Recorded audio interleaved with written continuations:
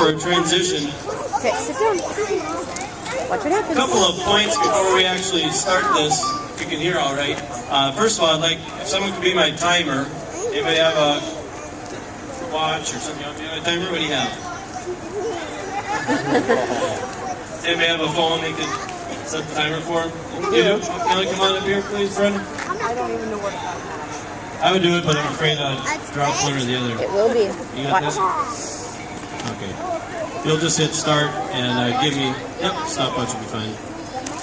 A couple of points that are pretty important before we even start a fire is, Two Harbors Fire Department is staffed by a volunteer fire department, meaning when there's a fire, everyone's wearing a pager and they have to leave whatever they're doing to go respond. They come to the fire hall, get in the truck, and then go to your residence or where the emergency is. And that takes some time.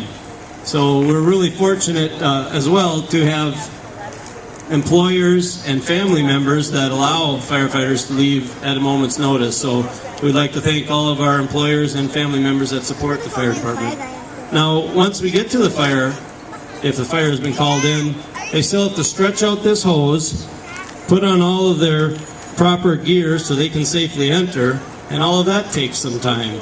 So it can be frustrating for a homeowner because you had the fire and you knew right away, but it takes a while for us to get to the fire hall. Usually we can be here and responding in about 3 minutes. So that's pretty good, but it's still 3 minutes that have passed.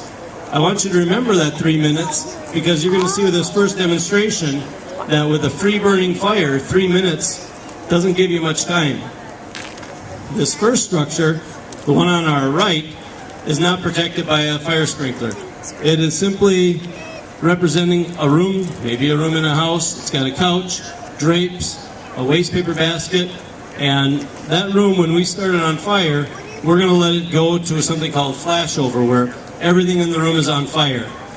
That's probably going to happen under the 3 minutes, and Brenna will be our timer to kind of let us know. There is a smoke detector in the room, so we'll hear when the occupants first were alerted. You could imagine then they would have to call 911. The 911 dispatcher would have to page out the fire department.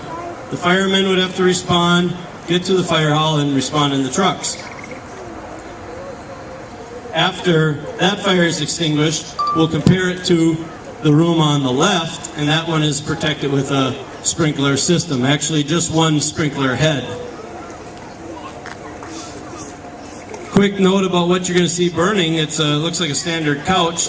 Most estimates put your average house to have about 1,500 to 1,800 pounds of plastic. Just plastic, petroleum products. Start thinking of what's in your house, and the fire load has really changed with our modern houses. There's a tremendous fire load because of all the plastic or petroleum-based material. At this point, we see our firefighters are staged and ready off our left. They'll stay back a little bit. We'll let it burn. We have an ignition. Go ahead, Kevin. The ignition will be the wastepaper basket. You could imagine maybe it was improperly discarded materials. Maybe it was improperly used extension cord that was running underneath that couch. Some point of ignition is going to be with the wastepaper basket, and you'll see the first fire stage of the incipient stage, and it will start to grow. One thing to notice, as soon as you see flame, you can start it, okay? And let me know when you hear the smoke detector go off. All right, so we have ignition. We'll start our timer, and we'll try to hear when the smoke alarm goes off.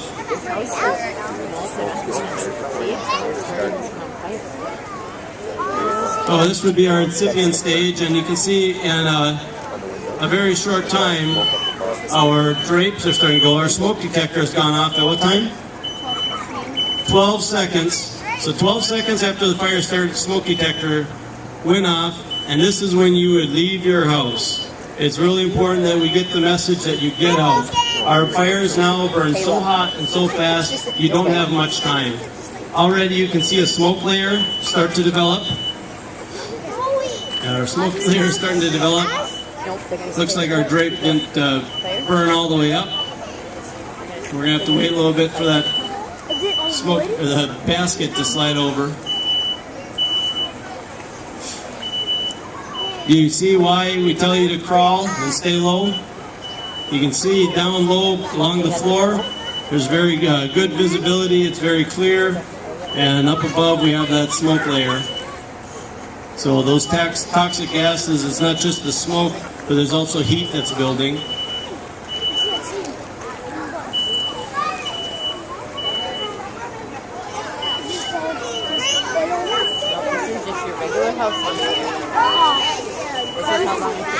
If we had a temperature probe, we probably would be reaching 500-600 degrees at the ceiling, but it would be relatively cool yet on the floor, especially as the air would be rushing in along the floor.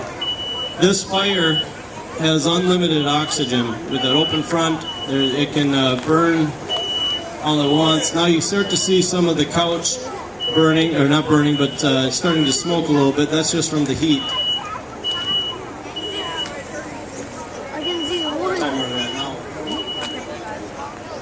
And this has been 155, so your smoke detector's been going off for 1 minute and 45 seconds. And you can imagine that at this point, the dispatch center has been notified. You got out of your house, you called 911, and they've sent out the page for the fire department. The firefighters are responding to the hall to hopefully respond. There's some video on the ladder.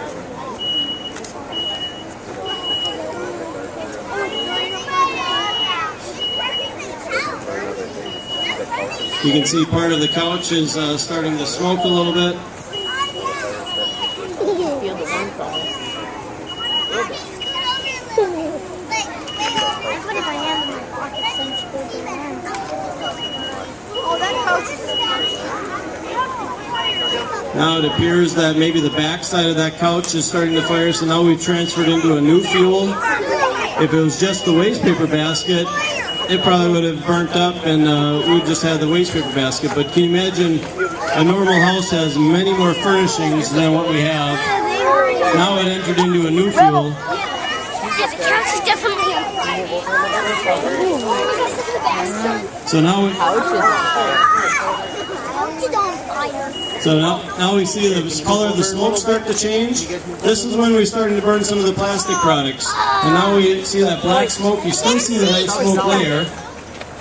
Our fire has grown to include the couch. We'll let it grow a little more and we'll see what that does to the plastic at the front of our demo. You see the tape start to melt, so it gives you an indication of the temperature. Notice our smoke alarm is still going. Eventually the gases will get so hot that they'll disrupt the function of the smoke alarm. Color of the smoke is getting darker and darker. You'll see the flames start to come across the top of the ceiling. And when the flame starts to come across the top of the ceiling, we'll lose our smoke detector. That's our time. So this has been 4 minutes of what you've been observing of a room that's not really well furnished. It's just a simple couch with a waste paper basket. The fireman already put it out pretty soon. So you can see the fire is rolling pretty good along the ceiling. Now it's starting to come out, and we would consider everything in the room to be on fire at this point, and this would be your flashover. Look at that. You can see all the smoke is burning. Go ahead, guys, you can put it out.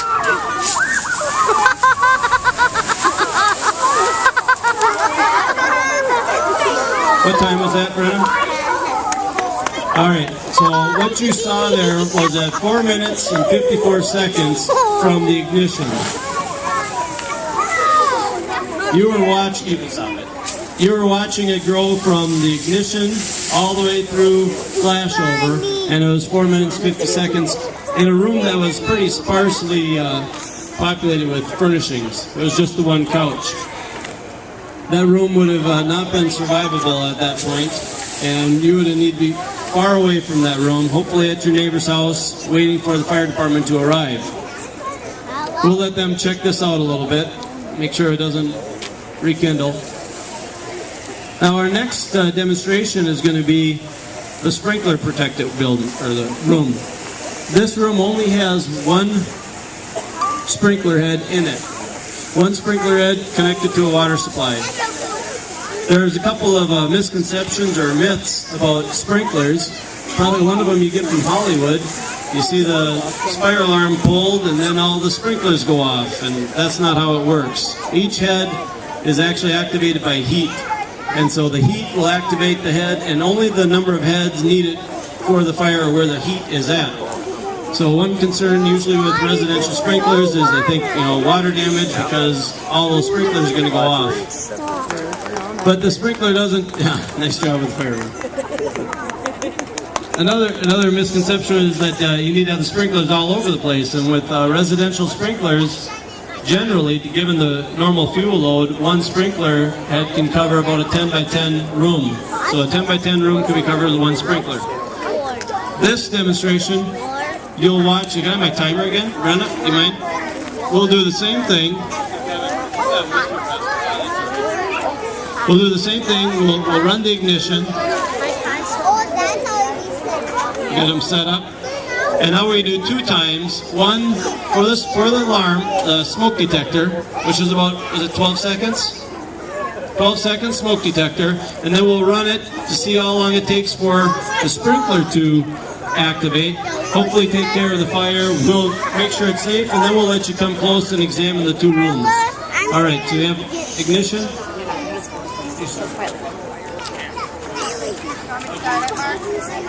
I'm not Haley.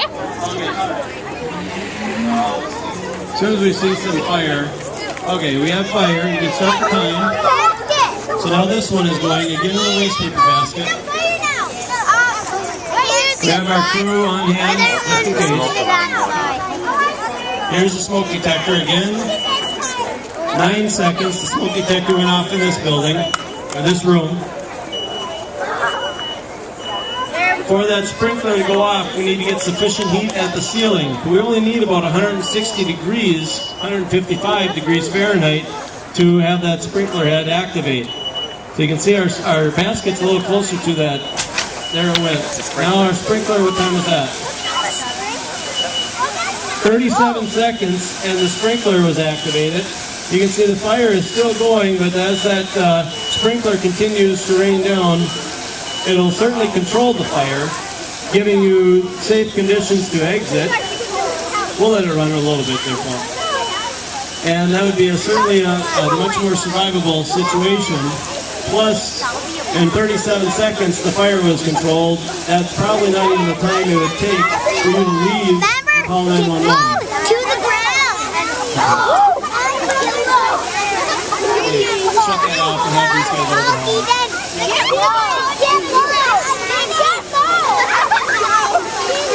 If you want to step around to the back of the building till this clears out a little bit.